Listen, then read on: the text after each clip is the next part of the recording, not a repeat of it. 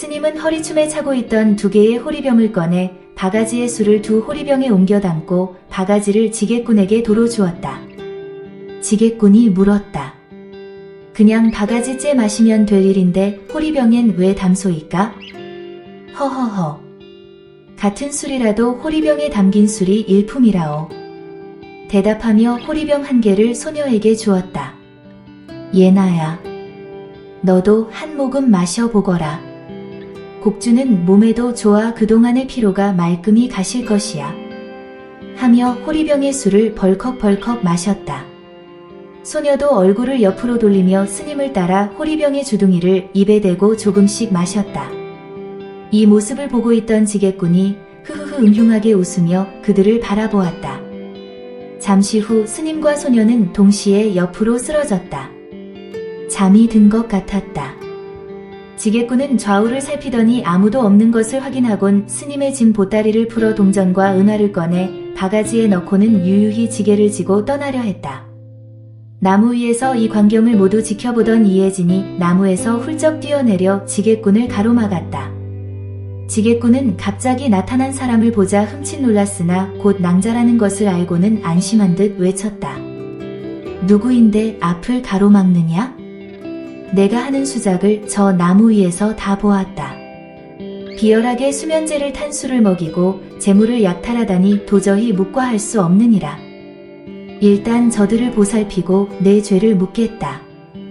하며 이혜진은 공격태세를 갖춘 지게꾼의 마혀를 재빠르게 짚었다. 지게꾼은 곧 몸이 마비된 채 땅으로 쓰러져 꿈쩍도 하지 못했다. 이어 아혈까지 짚고 나서야 스님과 소녀에게로 다가갔다. 한 이각 정도의 시간이 흐르자 스님이 먼저 깨어나기 시작했고 이어 소녀도 깨어났다. 공력이 심부하면 할수록 더 빨리 깨어나게 마련이었다. 2 분 괜찮나요? 일어나 앉아 사방을 둘러보던 스님이 이혜진을 보고는 물었다.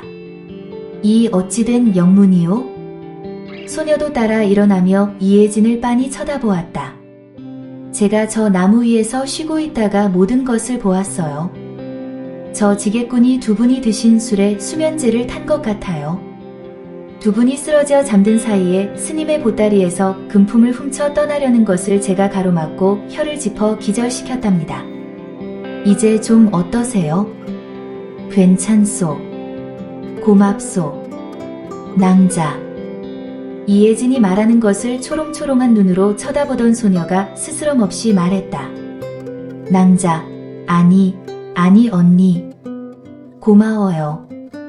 언니가 아니었으면 큰일 날 뻔했네요. 괜찮으시다니 다행이에요. 저 지게꾼은 어떻게 할까요? 언젠가는 업보를 치를 것이오. 부처님의 자비로 놓아주도록 하겠소. 나무 아미타불. 그러면서 지게꾼을 향해 손가락을 뻗자 혀를 짚혀 움직이지도 못하던 지게꾼이 정신을 차리고 일어났다. 그리고 주위를 보니 스님과 소녀 그리고 자기의 혀를 짚어 기절시킨 낭자가 모두 자기를 주시하고 있었다. 그는 놀라지게도 팽개친 채 주랭낭을 놓았다. 이혜진은 스님이 손가락 하나로 지게꾼의 혀를 푸는 것을 보고 적지 않게 놀랐다. 머리에 퍼뜩 떠오르는 것이 있었다. 이련 선사님. 지리산 화엄사의 이련 선사님이 맞나요? 그렇소만 노승을 알아보는 낭자는 뉘시오? 저는 이혜진이라 해요. 그저 강호가 좋아 유람하는 이름 없는 무명소졸에 불과하답니다. 노승이 보기에는 공력이 심후한 걸로 보아 보통 여협이 아닌 것 같소만 과찬의 말씀이에요. 여기서 강호의 명성이 자자하신 선사님을 뵙다니 꿈만 같고 영광이에요. 허허허. 과장된 명성이요. 여태까지 둘이 얘기하는 것을 듣고만 있던 이혜나가 이혜진 앞에 바짝 붙어 입을 열었다. 예진 언니. 난 이련 선사님을 사부로 모신 이혜나예요. 오늘 처음 보았지만 왠지 언니가 좋아요. 진짜 언니가 돼줘요. 예. 허. 예나야. 무례하게 굴지 말거라. 선사님, 괜찮아요. 저도 좋은 거려. 왠지 예나가 진짜 동생 같아요.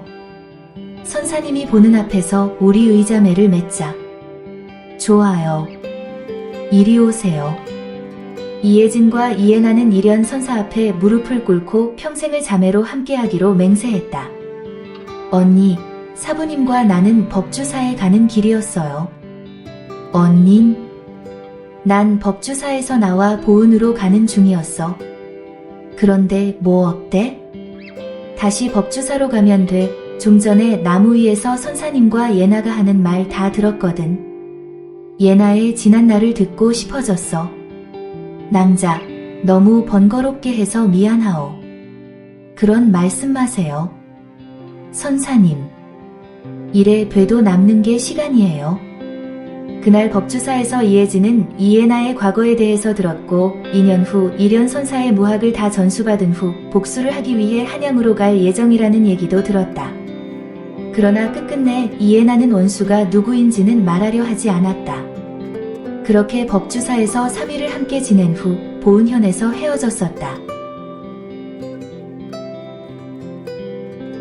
얘기를 다 듣고 임금이 말했다. 이런 기막힌 우연이 있나? 의명과 예나 낭자가 의자매를 맺었고 2년 후 오늘 이 묘한 장면에서 다시 만나다니 모든 것이 하늘의 뜻인가? 전하, 그 의미는 바로 예나는 예나의 원수가 전하로 알았던 건가요? 예나야, 그랬어? 한때는 그랬었죠. 그치만 언니, 지금은 아니에요. 사건의 진상을 알았거든요. 그랬구나. 모든 것이 잘 풀려 다행이야. 안 그랬다면 원수의 동생인 나하고도 자매의 연이 끝날 뻔했네. 이 말에 이해나는 임금을 보고 말했다. 그대와 언니가 친남매냐? 이혜진이 깜짝 놀랐다. 웬만해선 놀라지 않는 그녀도 이해나의 그대란 말에 임금이 대답하기도 전에 입을 열었다. 예나, 전하한테 그대?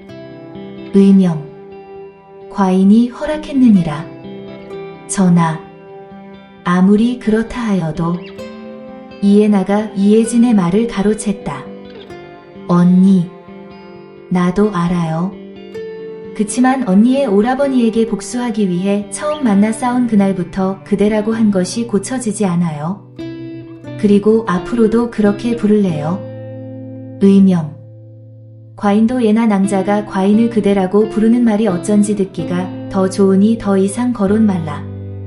이혜진은 순간 생각했다.